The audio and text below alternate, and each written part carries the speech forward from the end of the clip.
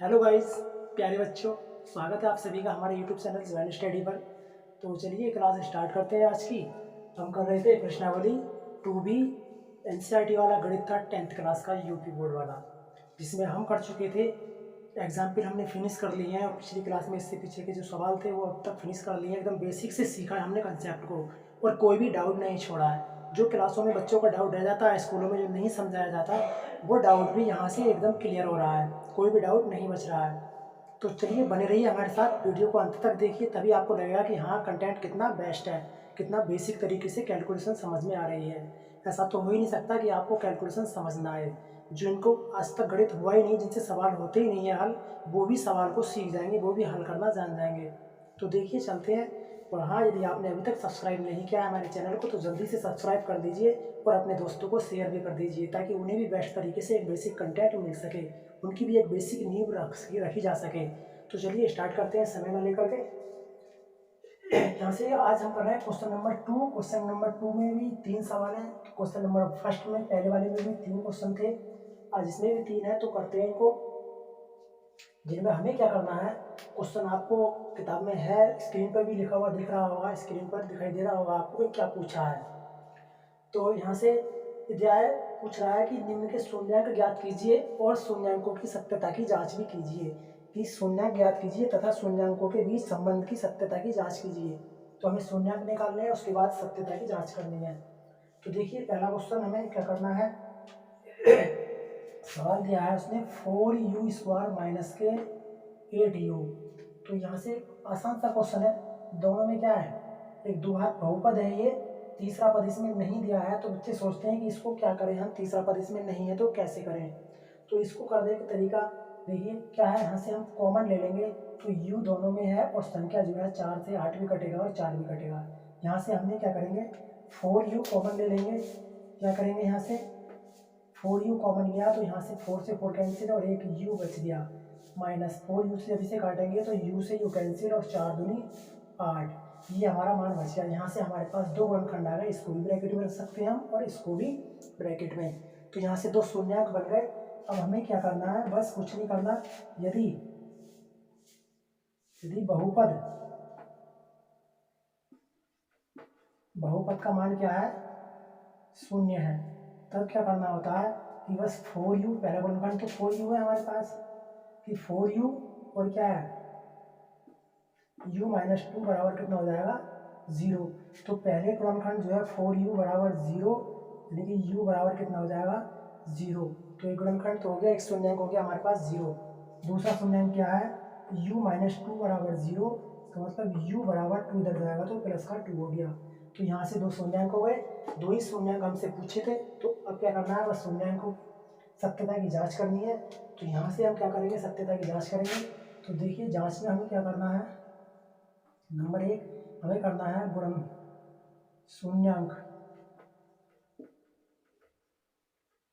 शून्यांकों का योग। तो शून्यांकों का जब योग करेंगे तो शून्यांक कितने हैं, 0 और प्लस 2, जबकि इसके बराबर होता क्या है कि x का गुणांक, बहुत आसान से सवाल है, और x² का गुणांक, क्योंकि प्रोसेस जो था वो हम जान चुके हैं। तो ये 2 आ जाएगा और ये भी कितना है, 2 ही बनेगा। देखिए x का गुणांक कितना है, माइनस के 8 है। तो यहाँ से अगर हम माइनस का 8 रखें तो माइनस माइनस प्लस हो जाएगा ये। और क्या है, x² का गुणांक कितना, 4 है। तो 4 रख देंगे और 4 से कट जाएगा तो कितना आ जाएगा, 2 आ जाएगा। इसका आंसर क्या है, सही है। तो सत्यता की जाँच हमारी ये सही है। दूसरे में पूछा है गुणनफल। तो गुणनफल में क्या करना होता है, 0 और गुणा 2, 0 की इसकी गुणा करेंगे तो कितना बन जाएगा हमारे पास, 0 ही बनने वाला है। देखिए यहाँ से क्या बनेगा, क्योंकि इसमें क्या होता है, अचर पद और बटे में x² का गुणांक। अब यहाँ से एक डाउट बनता है कि हमारे पास अचर पद तो है ही नहीं, तो फिर कैसे हो जाएगा। यहाँ से कि अचर पद नहीं है तो कैसे। देखिए जब यहाँ अचर पद नहीं है तो या तो प्लस में या माइनस में क्या होगा, यहाँ पे 0 होगा, अचर पद क्या होगा, 0 होगा। तो अगर हम इसको यहाँ से देखो गुणा करें तो 0 बन गया, गुणा करी तो 0 बन गया। और जब ये 0 होगा अचर पद, और इसका स्क्वायर का गुणांक क्या है हमारे पास, 4 है। तो जहाँ ऊपर 0 होता है क्या हो जाता है, 0 हो जाता है। तो ये मान के क्या हुआ, 0 हुआ। इसलिए ये तो क्या थी, सत्यता की जांच हमारी बिल्कुल सही है, एकदम कंसेप्ट क्लियर है। तो समझ आ गया होगा आपको बेसिक से, बस कुछ नहीं था, छोटा सा प्रोसेस था इसमें। चलिए नेक्स्ट क्वेश्चन करते हैं।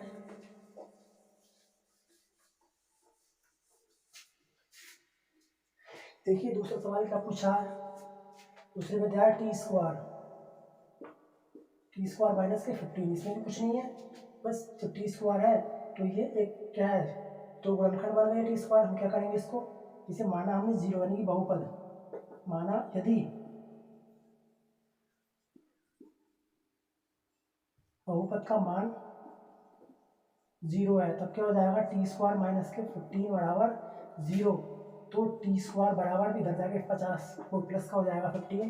तो यहाँ से टी स्क्वायर जो है, जब टी पर से वर्ग हटाएंगे, हम घात हटाएंगे तो 15 हो जाएगा। या फिर हमें क्या करना होता है कि दोनों पक्षों का अगर वर्ग करेंगे तो ये घात बढ़ जाएगी, नहीं करना पक्षों का यहाँ से वर्ग। हमें वर्ग हम तब करते हैं जब संख्या कोई सी रूट में होती है और रूट खत्म करना होता है हमें, तब हम दोनों पक्षों का वर्ग करते हैं, ध्यान रखिएगा, यहाँ से वर्ग नहीं करना। तो क्या करेंगे, जब टी बराबर स्क्वायर हटाएंगे तो इधर क्या हो जाएगा, रूट में हो जाएगा, कितना हो गया 15। लेकिन ये एक द्विघात बहुपद था, क्या था ये, एक द्विघात बहुपद था। तो जहाँ द्विघात बहुपद होता है तो वहाँ द्विघात बहुपद का जो एक शून्यंक निकल के आता है, एक ही शून्यंक निकल कर आता है, तो वो शून्यंक जो रूट में मान होता है वो क्या होता है, प्लस माइनस में होता है। क्यों, क्योंकि किसी भी द्विघात बहुपद के या किसी भी द्विघात समीकरण के एक शून्यंक नहीं हो सकता है। क्या, एक शून्यंक नहीं हो सकता, उसके दो ही शून्यंक रहेंगे, भले से ही चाहे जीरो हो, लेकिन दो ही शून्यंक होते हैं, ये ध्यान रखने वाली बात है। तो ये अकेला नहीं रहेगा, तो यहाँ से टी का मान क्या हो जाएगा, प्लस माइनस के रूट 15 हो जाएगा। ये ध्यान रखिएगा, यहीं से बच्चों का डाउट रहता है, क्या कि द्विघात बहुपद या द्विघात समीकरण में जो है कोई सी का एक शून्यंक नहीं होता, हमेशा ही क्या होते हैं, दो ही शून्यंक होते हैं, ध्यान रखिएगा। और जब तीन घात होती है तो तीन शून्यंक, और फोर घात होती है तो फोर शून्यंक होते हैं। अब हमें क्या करना है, यहाँ से इसकी जांच करनी है। तो सत्यता की जांच जब हम करेंगे तो सत्यता की जांच में पहले क्या होता है, योग, किसका, शून्यंक का योग,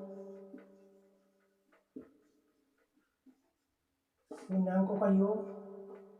शून्यंकों का योग क्या होगा, शून्यंक हमारे पास यही है, यानी कि रूट 15, एक प्लस में और एक माइनस में, रूट 15 ये लिया। अगर पहला प्लस में ले लें तो दूसरा माइनस में होगा, तो यहाँ से प्लस माइनस के रूट 15 इस तरह से। तो देखिए यहाँ से क्या बनने वाला है, एक्स का गुणांक माइनस एक्स का गुणांक और बटे में एक्स स्क्वायर का गुणांक।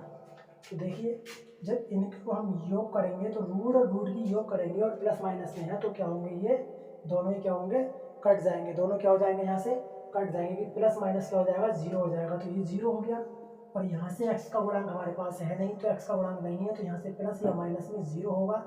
जब जीरो होगा तो यहाँ से जीरो आ गया ऊपर, और एक्स स्क्वायर का गुणांक कितना दे रखा है हमारे पास, कुछ नहीं है, तो यहाँ संख्या नहीं है, तो यहाँ वन मानी जाएगी, तो यहाँ वन आ जाएगा। तो ऊपर जीरो है तो सारा मान क्या हो जाएगा, जीरो हो जाएगा, ये ध्यान रखिएगा। नेक्स्ट क्या पूछता है, शून्यंक का गुणनफल पूछता है, गुणनफल निकालना होता है हमें। तो गुणनफल में क्या है कि रूट 15 और गुणा माइनस रूट 15। तो इसमें क्या आता है हमारा अचर पद और बटे में एक्स स्क्वायर का गुणांक। तो देखिए 15 रूट 15 और रूट 15 की जब हम गुणा करेंगे, यानी कि रूट 15 और रूट 15, ये माइनस और ये प्लस, तो माइनस प्लस तो माइनस हो गया। और जब रूट 15 रूट की गुणा करेंगे तो रूट और रूट की जब गुणा करते हैं तो अंदर संख्या की गुणा होती है, तो यानी कि 15 गुणा 15 बराबर, यहाँ से क्या बनने वाला है, अचर पद हमारे पास क्या है, 15 है, तो यहाँ से 15 बन गया, माइनस का 15 है, और एक्स स्क्वायर का गुणांक कितना है हमारे पास, 1 है, कितना है, 1 है, तो ये बन आ गया। तो देखिए जब इसका हम क्या करेंगे तो माइनस के ये कितना हो जाएगा, 15 का वर्ग हो जाएगा, और इस वर्ग से ये घात कैंसिल हो बनी, तो कितना बचेगा, माइनस के 15 बचेगा, यानी कि -15 बराबर -15। तो ये हमारा गुणनफल वाला अचर पद का क्या था, सत्य है ये भी। तो ये क्या हुए, दोनों सत्य हुए।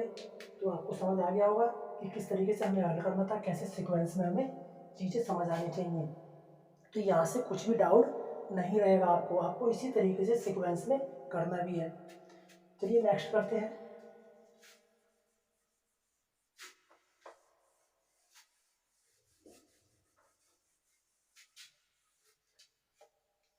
नेक्स्ट दिया है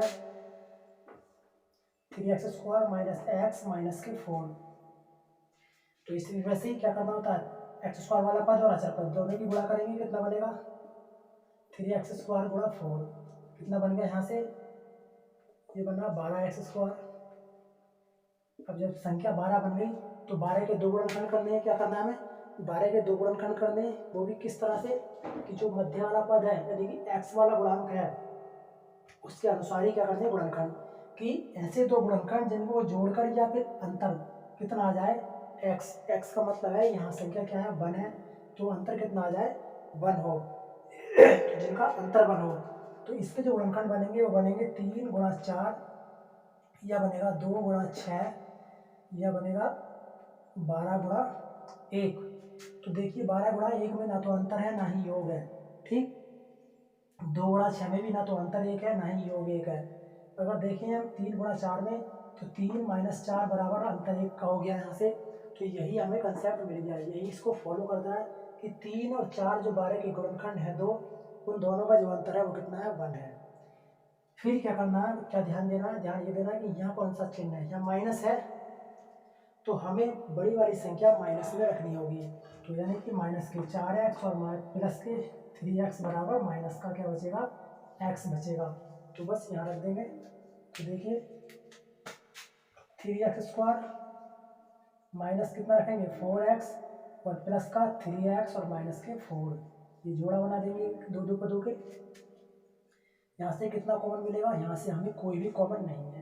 तो यहाँ कुछ चीज़ ध्यान रखनी थी, यहाँ कुछ पॉइंट ध्यान रखने थे जो मैं पीछे भी मैं सवाल में बात करता रहा हूँ, जो कंसेप्ट मैंने समझाए थे शुरू में बेसिक से, उसमें ये चीज़ समझाई थी कि हमें चिन्ह के अनुसार यहाँ पद रखने हैं, उसके साथ साथ यहाँ संख्या देखनी है कि संख्या विभाजित है या अविभाजित है।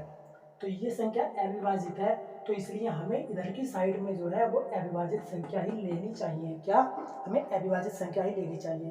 तो हमें इस तरह से नहीं रखना है, ये ध्यान रखिएगा। तो इस तरह से रखेंगे तो फिर से चेंजिंग करनी पड़ेगी, इसलिए हमें क्या करना है कि 3x² प्लस के 3x और माइनस के 4x और माइनस के 4, क्योंकि पदों को चेंज करने में हमें कोई अंतर नहीं पड़ेगा सवाल में, लेकिन हमें आसानी हो जाएगी कि हम जो गुणनखंड निकालेंगे वो पद जो कॉमन लेंगे वो आसान हो जाएगा हमें। तो इस तरह से सीक्वेंस में रखना जरूरी होता है, तो जिससे सवाल आसान बन जाता है। तो ये ध्यान रखना होता है यहाँ से चिन्ह और यहाँ के पद पर। तो बस क्या करना है, ये जोड़े बने, यहाँ से हमें दिख रहा है कि कौन मिला 3x, यहाँ से क्या बचा x और ये प्लस 3 से ये कटा एक बार, माइनस यहाँ से कितना कॉमन मिलेगा, यहाँ से x प्लस 1 बन रहा है, तो यहाँ से कितना है 4 कॉमन है, यहाँ से क्या बचा x और माइनस माइनस प्लस 4 का ना 4, तो ये x प्लस 1 और नेक्स्ट ब्रैकेट में 3x माइनस के 4। तो बस ये पद बन गए हमारे से। अब क्या करना होता है कि यदि बहुपद का मान क्या है 0 है, तो क्या हो जाएगा कि x प्लस 1 बराबर 0 और दूसरा 3x माइनस के 4 बराबर 0। तो यहाँ से 1 बराबर कितना हो जाएगा, x बराबर 1 इधर जाके माइनस का हो जाएगा, तो एक शून्यांक ये आया, दूसरा क्या हो जाएगा 3x बराबर इधर लेके जाएंगे 4 को, तो प्लस का 4 हो गया और x बराबर 4/3। तो ये दो शून्यांक आ गए। अब क्या करना है, तो हमें शून्यांक की सत्यता की जांच करनी है। शून्य की सत्यता की जांच करनी है, तो देखिए क्या करना होता है, फर्स्ट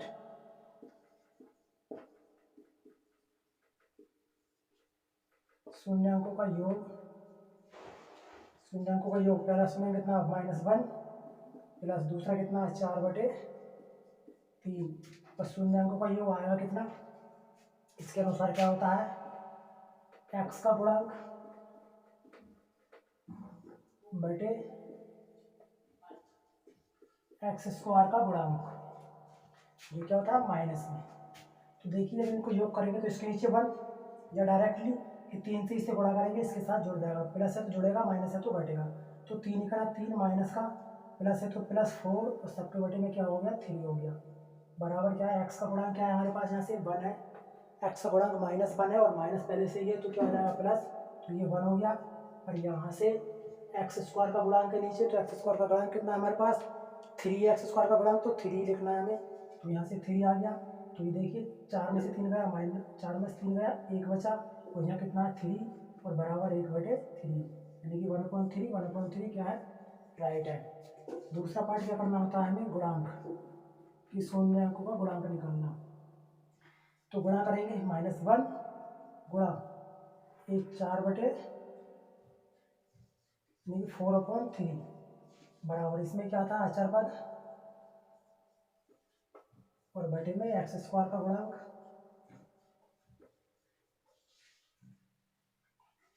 देखिए गुणा करेंगे तो 4 का 4 की हर एक मानेंगे, तो ऊपर वालों की ऊपर गुणा, नीचे वालों की नीचे गुणा, तो 4 का 4 माइनस का हो गया ये, क्योंकि ये माइनस और ये प्लस, माइनस प्लस माइनस, और नीचे 3 का 3। लेकिन इसके अनुरूप क्या आएगा कि अचर पद कितना है, अचर पद कितना है यहाँ से हमारे पास 4 है। जब अचर पद यहाँ से 4 है तो क्या करेंगे, यहाँ से 4 ही लिखेंगे। अचर पद 4 है तो अचर पद कितना है, यहाँ से माइनस का 4 है तो माइनस का 4, x² का गुणांक 3 है तो 3, जो क्या हुआ देखिए बिल्कुल राइट है। तो ये थी हमारी सत्यता की जांच, जो बिल्कुल क्या है सत्य है। तो उम्मीद करता हूँ आपको बेसिक से कैलकुलेशन एकदम अच्छे से समझ आई होगी, यहाँ से कोई भी डाउट नहीं छूटा होगा आपका। यदि अभी भी कोई डाउट आपका बचा है, कोई डाउट आपको लगता है इसमें कोई कैलकुलेशन समझ नहीं आई थी, या कहीं और अलग सवालों को हल करने में कोई दिक्कत आती है, तो कमेंट कर कर बताइए कि आपको क्या दिक्कत आ रही है या फिर क्या प्रोसेस में प्रॉब्लम है आपको, तो उसी तरीके से बेस्ट कराने की कोशिश करेंगे। चलिए नेक्स्ट करते हैं, नेक्स्ट में देखते हैं क्या है।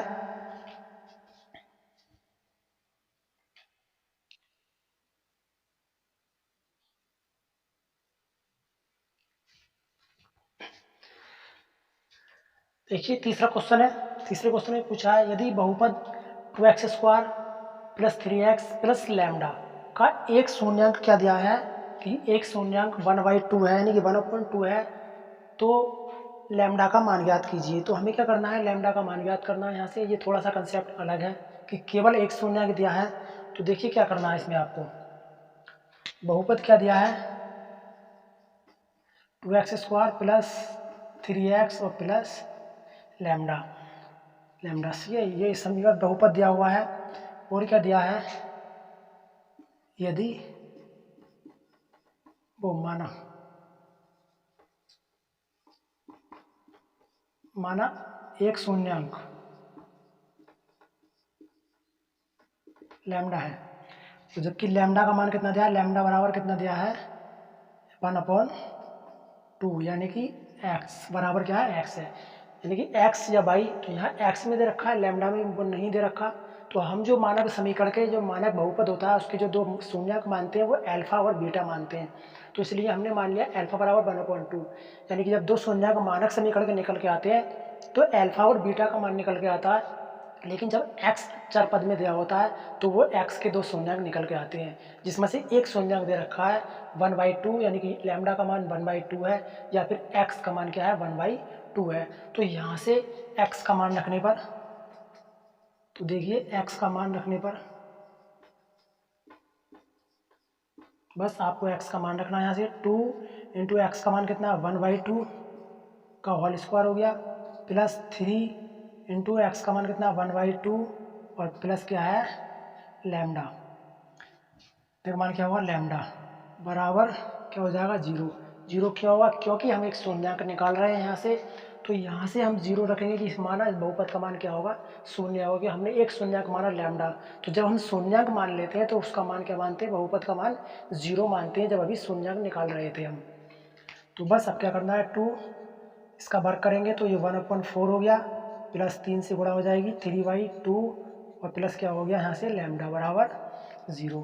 तो ये 2 से 2 कटा, 2 दूनी 4, इस सबको इधर ले जाएं हम तो क्या हो जाएगा हमारे पास, देखिए लैम्डा बराबर ये कितना हो गया, ये सब इधर जाके माइनस का हो जाएगा कि, चलिए इधर ही हल करते हैं। तो ये कितना बचा 1/2 प्लस 3/2 प्लस लैम्डा बराबर 0।